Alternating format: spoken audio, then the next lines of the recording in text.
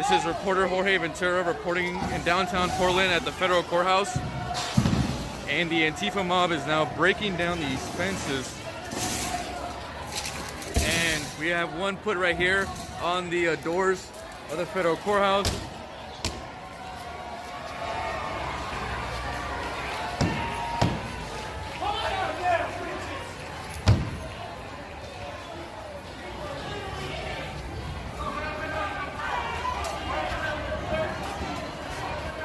Another one in front of that door.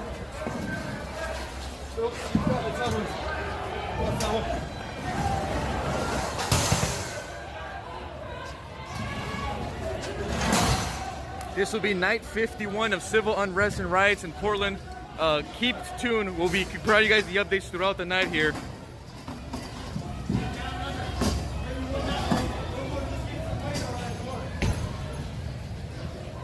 And we got more fencing coming in. More coming in. We are at the federal courthouse. And just Thursday, guys, the head of the Department of Homeland Security, Chad Wolf, actually was here, right here at the same federal courthouse you see right now. Why do you like us now? Fuck you!